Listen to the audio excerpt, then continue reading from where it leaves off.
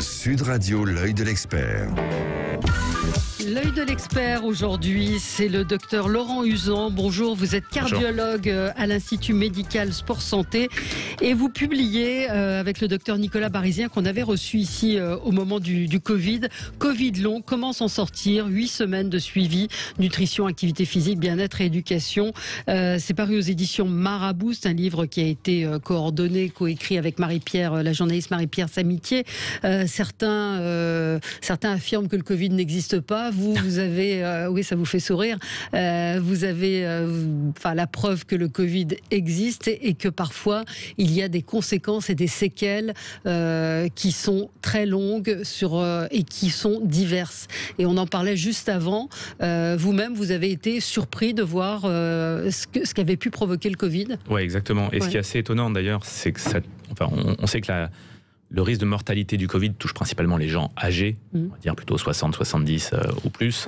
Et on se rend compte que le Covid, ce qu'on appelle le Covid long, on va expliquer après ce que c'est éventuellement, ça touche plutôt des gens jeunes. Et effectivement, on se retrouve avec des gens qui sont impactés, qui sont dans leur vie quotidienne gênés de façon considérable pour certains. C'est-à-dire que pour certains, ils ont fait un Covid plutôt modéré, voire minime, avec très peu de symptômes, et derrière, c'est une catastrophe dans la vie de tous les jours. Alors, c'est quoi un Covid long? Est-ce qu'il y a une définition? Alors, un Covid long, en fait, c'est ces gens donc, qui ont fait un Covid, mais plutôt, effectivement, on ne parle pas des gens qui ont fait de la réanimation, d'accord? On parle plutôt de ces gens qui ont fait un Covid plutôt minime ou modéré, donc avec des symptômes assez légers ou peu importants, et qui, derrière, en fait, vont progressivement présenter des symptômes qui sont extrêmement variables, qui vont de simplement cette perte du goût, de l'odorat qui peut rester plusieurs mois. Parfois, on a encore des gens qui l'ont encore pendant une année. Et ça peut aller sur des symptômes très invalidants, avec un essoufflement à l'effort, avec des palpitations et un cœur qui s'emballe alors que vous faites une espèce de micro-effort. Des gens qui ont des troubles de la concentration, des gens qui ont des symptômes digestifs, des symptômes dermatologiques. C'est extrêmement, extrêmement varié. Et c'est pour ça, d'ailleurs, ça traîne en termes de diagnostic pendant parfois plusieurs mois. Parce que les gens sont traités de psy, de fous, d'hystériques. Oui, c'est ça. C'est là où ça a été compliqué. Et à quel moment vous avez compris avec le docteur Barizien qu'il y avait réellement une pathologie, c'est un terme peut-être pas adapté, mais en tout cas qu'il se passait quelque chose. Il y a plusieurs médecins, à la fois en France, en Europe, dans le monde, qui au fur et à mesure du temps, on reçoivent des patients qui ont fait le Covid et qui se plaignent de ces symptômes, et on comprend pas, on cherche, on leur fait parfois des examens dans tous les sens avec scanner, IRM, etc. Il n'y a absolument rien qui ressort. Et les cas cliniques, on va dire, se recoupent au fur et à mesure, et on se rend compte effectivement qu'il y a une vraie problématique post-Covid qui commence à sortir, et effectivement, on met en évidence cette problématique. Alors, vous dites au début du livre, on pense que ce n'est pas une maladie chronique. Qu'est-ce que ça veut dire précisément? Alors, ce que ça veut dire précisément, ça veut dire qu'a priori, on a quand même plutôt une visibilité en termes de on va pouvoir guérir de ça et se sortir de ça. Par rapport à d'autres maladies chroniques, par exemple l'infarctus. Quand vous avez fait un infarctus, vous avez une maladie des artères du cœur qui va rester toute votre vie et qu'il va falloir traiter toute votre vie. Voilà. Là, on a plutôt la sensation, en tout cas pour la majorité, qu'on va pouvoir s'en sortir. Mais alors, comment on traite justement cette diversité de symptômes? Le docteur Barizien et vous êtes des médecins spécialistes plutôt du sport, de la rééducation sportive. Pourquoi est-ce que et vous êtes cardiologue, évidemment, on a entendu qu'il y avait des atteintes cardiaques, mais pourquoi est-ce que c'est cette spécialisation qui a décidé de s'intéresser à ces Covid longs? Alors, en fait, ce qu'il faut comprendre, c'est qu'initialement, je vais vous expliquer, donc moi je travaille beaucoup en cardiologie du sport et en réadaptation cardiaque. Donc, ces patients qui ont fait des infarctus, par exemple, et qu'on remet à l'activité physique parce qu'on sait qu'ils feront moins d'accidents. Des patients qui ont de l'insuffisance cardiaque, et on sait qu'en les remettant à l'activité physique, ils vont s'améliorer dans leur vie de tous les jours.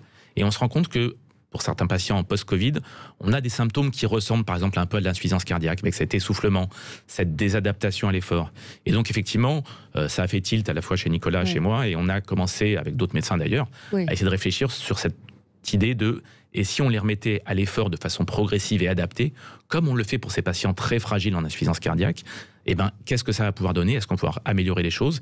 Et on se rend compte maintenant qu'il y a de plus en plus d'études qui sortent, qui montrent qu'effectivement, des patients qui sont accompagnés, drivés sur l'activité physique principalement, mais pas que sur ça, effectivement. Il y a de la nutrition, il y a pas mal de choses. On les améliore, et on voit que si on sort les études, on a globalement quasiment 2/3 des patients qui ont une diminution, voire une disparition de leurs symptômes après quelques semaines de reprise d'activité physique et de réadaptation. Et donc là, on a tout type de symptômes, ou par exemple les gens qui ont des problèmes dermatologiques aussi. Il y a certaines problématique, effectivement, la problématique dermatologique est une problématique assez particulière. Il ne faut pas mentir. Hein, clairement, c'est pas l'activité physique qui va permettre de guérir ça.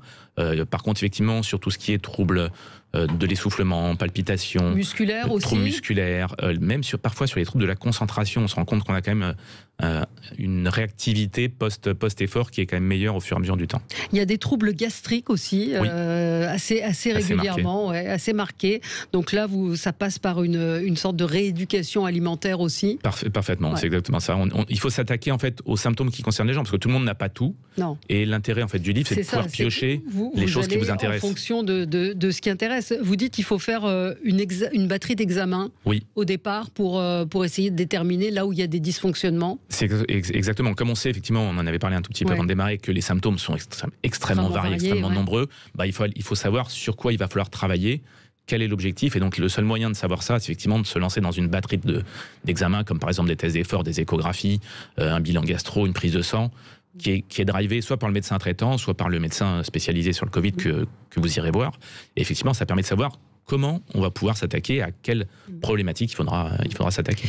Il serait intéressant de savoir si le vaccin peut stopper le Covid long. Est-ce que vous avez des gens vaccinés qui ont eu des Covid longs? On a quelques études qui commencent à sortir sur la vaccination, qui nous permettent de voir que globalement la moitié des patients qui ont fait qui font un Covid long, qui sont vaccinés après, ont une diminution, une disparition de leurs symptômes. Il y a à peu près 20-25% qui ont par contre une recrudescence. Et le reste, a priori, on a un effet assez neutre. Ouais. Donc, quelqu'un qui a un Covid long a quand même plutôt un intérêt à être vacciné. Plutôt un intérêt à être vacciné. Comment on fait si on a un Covid long? On va voir qui? On va voir son médecin généraliste? On achète le livre, ça on a compris, pour essayer de comprendre. Hein. 8 semaines de suivi, vous donnez des exercices très concrets, des tests. Le livre est extrêmement bien fait, hein, avec des questionnaires, le questionnaire de Schalder. Est-ce que vous sentez fatigué? Est-ce que vous avez besoin de vous reposer? Donc il y a des tests déjà dans le livre, mais qui on va voir? La problématique, c'est d'abord d'être diagnostiqué Covid long, parce que souvent en fait il y a une errance diagnostique, alors qui commence un petit peu à se rétrécir, parce qu'on commence à mieux définir cette pathologie. Après, effectivement, si on a des doutes, on peut faire effectivement les tests qui sont dans le livre, qui sont quand même vraiment orientés, qui vous permettent de savoir où on en est. Et donc après, c'est effectivement le médecin traitant dans un premier temps, qui va orienter dans un deuxième temps, soit sur des centres de réadaptation, qui vont vous prendre en charge, mais malheureusement, il n'y en a pas partout. Il n'y en a pas beaucoup, il n'y en a pas partout, et on est très vite saturé parce qu'on n'a pas beaucoup de place. Soit effectivement d'avoir des programmes comme celui effectivement qu'on propose dans notre livre, qui permettent de vous prendre en charge de façon plus adaptée, plus personnalisée, et pour essayer effectivement d'améliorer les choses et de vous donner des pistes de sortie. Est-ce qu'on sait pourquoi ce virus attaque de façon aussi variée? C'est-à-dire à la fois ça peut être neurologique, ça peut être cardiaque, ça peut être, on l'a dit, musculaire. Malheureusement pour l'instant on a des pistes, mais clairement on n'a pas d'éléments clairs, précis, comme l'infarctus, on sait que c'est du cholestérol qui va dans les artères, qui bouche les artères, etc. Pour le Covid, on ne comprend pas tout.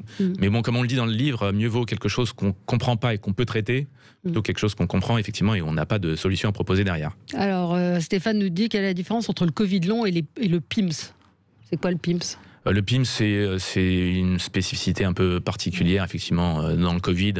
C'est des acronymes qui pour les gens vont pas servir à grand chose, mais effectivement le plus important, c'est effectivement de donner cette définition du Covid long, parce que c'est ce qui va intéresser les gens et c'est ce qui va leur poser un vrai problème, parce que comme je vous disais, ils vont traîner avant d'être diagnostiqués, alors que le but c'est PIMS, Covid long, etc. C'est la problématique. Non, il ne faut pas rentrer dans les... Voilà. C'est quoi une myocardite? Parce qu'on en a beaucoup parlé à l'occasion et de la vaccination et du Covid long également. Alors, une myocardite, quand on attrape un virus, le virus peut aller dans les bronches, on fait une bronchite. Il peut aller au niveau des sinus, on fait une sinusite. Donc ça veut dire on fait une inflammation d'un organe. Une myocardite, c'est juste que le virus va aller se loger au niveau du muscle cardiaque, ce qu'on appelle le myocarde. Et donc on va faire ce qu'on appelle une myocardite. Donc ça crée une inflammation du muscle. Et la problématique derrière, c'est que ça peut donner des petites cicatrices, des petites séquelles, qui peuvent soit diminuer la capacité de contraction du cœur, soit engendrer ce qu'on appelle des troubles du rythme, c'est-à-dire un cœur qui va s'accélérer de façon complètement inappropriée. et qui pourra donner des complications type malaise, perte de connaissance et parfois des choses beaucoup plus dramatiques. Il y a énormément de choses. Il y a dans le livre, encore une fois, il y a l'évaluation des troubles anxieux et dépressifs parce que ça cause aussi de la dépression. Il y a toute une série d'exercices physiques assez simples à faire, progressifs pour reprendre une activité physique. C'est pas le cardiologue et le médecin du sport que vous êtes qui dira le contraire. Non, la progressivité, elle est fondamentale. Elle est fondamentale. C'est-à-dire de ne pas se mettre à vouloir courir un marathon. C'est pas du tout l'objectif, parce que les gens qui viennent nous voir, c'est parfois des gens qui font 50 mètres ou 20 mètres et qui sont essoufflés. Donc on va certainement pas leur demander de se mettre sur un vélo, de nous faire une demi-heure d'un coup et puis tout va bien d'ici 15 jours. Donc c'est clairement pas la façon de gérer les choses. Il faut personnaliser les choses, il faut adapter les choses de façon vraiment individualisée. Et c'est un des objectifs qu'on a dans le livre, c'est effectivement de pouvoir essayer de s'adapter de façon normale. Le premier chapitre, c'est le chemin de croix des Covid longs. Oui. Et il y a beaucoup d'exemples, Mathieu, 29 ans, il y a beaucoup de cas très précis où on voit, comme vous le disiez, des gens plutôt jeunes, plutôt en forme, qui ont eu le Covid et qui se retrouvent avec des séquelles depuis la première vague de Covid. Je prends un exemple d'une patiente que j'ai eue hier en consultation. Elle a 32 ans, préparatrice en pharmacie, elle a fait un Covid il y a 1 an. Ça fait 1 an qu'elle traîne avec des symptômes. Et en fait, on lui a jamais expliqué, elle a jamais compris ce qu'elle avait réellement. Et bien finalement, on va commencer à essayer de la mettre justement sur ce chemin de la réadaptation post-Covid. Donc il faut quand même s'interroger quand on a des symptômes comme une fatigue excessive, comme des troubles musculaires, des troubles du rythme cardiaque. Exactement. De savoir, parce qu'on a pu avoir le Covid sans s'en rendre compte et avoir des séquelles malgré tout. Qui vont rester plusieurs mois. Il faut essayer de comprendre ça effectivement et d'être drivé sur le chemin de la sortie. Alors Laurence me dit, votre engouement pour le vaccin devient insupportable. Une autre me dit, soi-disant pour les protéger. Laurence, regardez juste les chiffres dans les hôpitaux. C'est peut-être vous qui pouvez nous le dire. C'est-à-dire que les gens qui aujourd'hui sont en réanimation sont des gens qui ne sont pas vaccinés. Très clairement, on n'a pas dit que le vaccin empêche d'attraper le Covid. On explique juste que le vaccin permet d'éviter les formes graves du Covid. Ce qui embolise les hôpitaux, les réanimations et ce qui a fait les confinements, qui nous ont quand même mis dans des états psychologiques pas possibles minimum et dans des états physiques pour certains dramatiques, c'est effectivement cette saturation des réanimations. Donc l'objectif, en se vaccinant, c'est d'éviter cette problématique-là. Après, je comprends les angoisses de la vaccination pour certains, et le but, c'est pas de stigmatiser les gens qui ne se font pas vacciner, mais il ne faut pas non plus en faire... j'ai des patients qui me tiennent des discours complotistes ou autres qui sont complètement... étonnant. Donc, l'angoisse est compréhensible par rapport à ça. Mais il n'y a que l'explication de l'intérêt et de l'innocuité de la plupart du temps de ces vaccins. Il y a des effets secondaires qui existent, on ne va pas les nier, mais comme dans tous les médicaments. En bénéfice-risque. En balance bénéfice-risque, très clairement, on est quand même dans un bénéfice qui est considérable. Et après, je cherche à convaincre personne, je pense qu'on a fait... Non, le but, c'est pas de convaincre. C'est le constat que vous faites aujourd'hui de dire... c'est simple. Il vaut mieux pas attraper le Covid et que le risque qui sont liés au vaccin sont inférieurs aux risques qui sont ceux d'un Covid, parce qu'on a beaucoup parlé de l'AREA, des morts et autres. Mais il n'y a pas que ça. Il n'y a pas que ça. Et il y a des gens qui sont, moi j'ai des proches qui sont effectivement aux prises avec des symptômes terribles sur leur vie depuis qu'ils ont eu le Covid. Donc, ce Covid long, comment s'en sortir? 8 semaines de suivi, nutrition, activité physique, bien-être, le programme Réhab Covid. Donc c'est un livre que vous avez co-signé avec le docteur Nicolas Barizien. Et merci docteur Laurent Uzan d'avoir été avec nous, et puis Marie-Pierre Samitier qui a coordonné cet ouvrage aux éditions Marabout. Merci à vous. À tout de suite.